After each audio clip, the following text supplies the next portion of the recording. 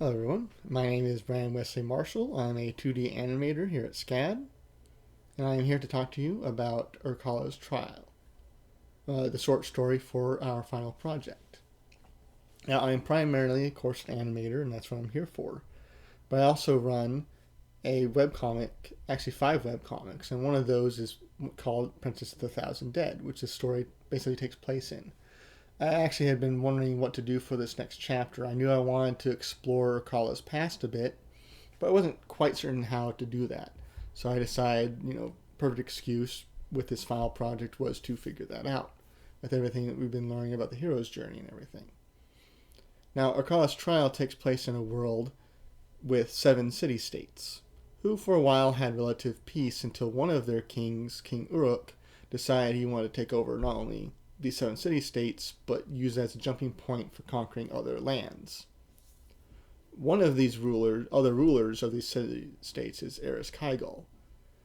She decides, as queen of her city-state, to stem tide of bloodshed, she better join up with Uruk, and kind of guide him along to where he won't kill as many people, mainly through the help of the Thousand Dead, an undead army that, while a small number of 1,000, because they're invincible, they kind of strike fear into other people. This army has been with her family for countless generations.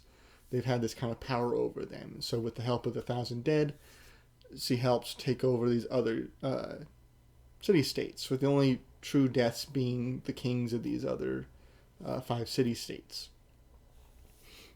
Cut years later, Uruk has had daughters with the daughters of these other kings and with Irkalla. And however, things aren't always, well, especially since he's constantly going off and trying to conquer other lands. He doesn't always, go back home and find out, how things are going on at home, basically.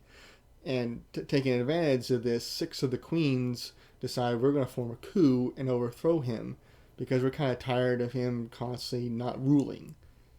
It constantly causes chaos all the time. We're constantly butting heads with each other.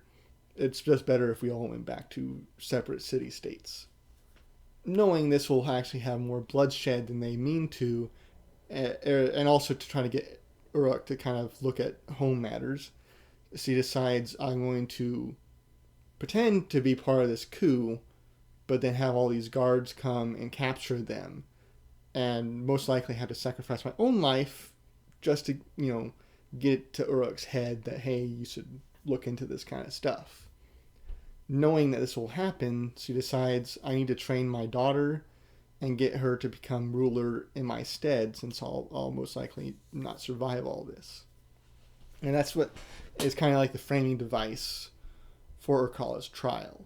She's young, bullheaded, doesn't always get along with her sisters, and Irkalla knows that with all these queens gone, their daughters are going to have to take, up. And so that's what Irkalla is supposed to do. She's supposed to be this balancing force between her other sisters and kind of rule while Uruk does his own thing.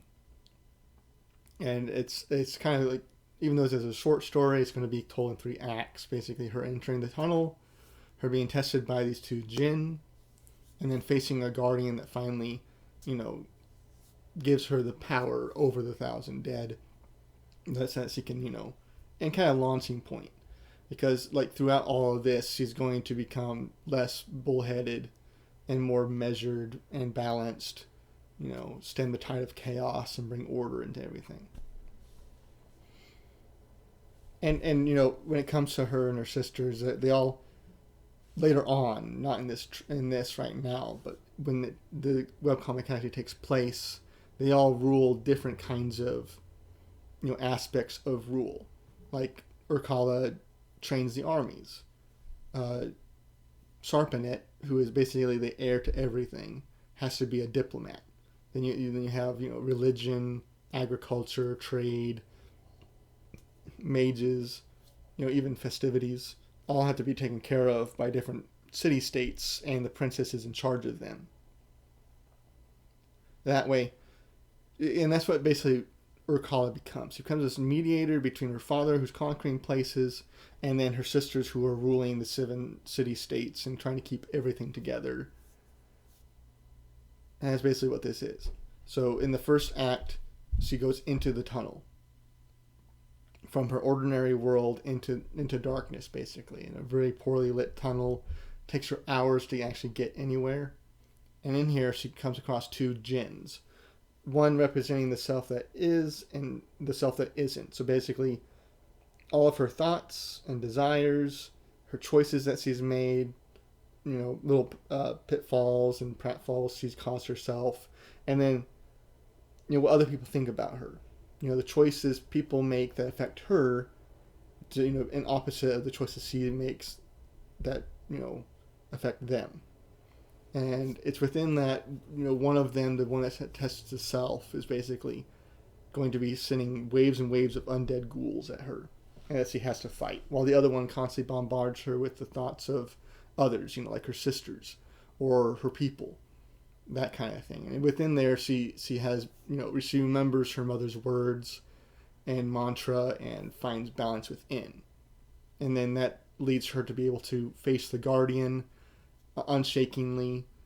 I kind of explain, or at least I try to put hints in the beginning that, she's still feeling stuff that affects her thoughts. So like she's cold or she's itchy from this ritual makeup she's wearing. But by the time she's done, she's actually, far more not concerned about those things, but concerned about what lies ahead. And that's really what this ends. Irkall's dead. The queens are undergoing a trial themselves, basically, which is a really short trial, because once she gets out of the tunnel and joins her father and her siblings, it's actually up to her, and she holds basically the icon for her rule, which is Namtar, this blade that actually allows her to control 1,000 dead, and she holds it, and then she finishes basically the queens die. So she finds her place, and then also there's death around the whole thing. And that's really what all these different images that I'm going to show you here, just things I haven't drawn the pages yet for the actual webcomic, but these are images I've drawn to kind of, show where I'm going with this thing. So like the title page is kind of just setting the mood. This is her meditating. This is her in the tunnel with the djinn. This is her facing the guardian. And then this is her mother, Irkalla, before she meets with the queens, and faces her own destiny. And that's it. Thank you.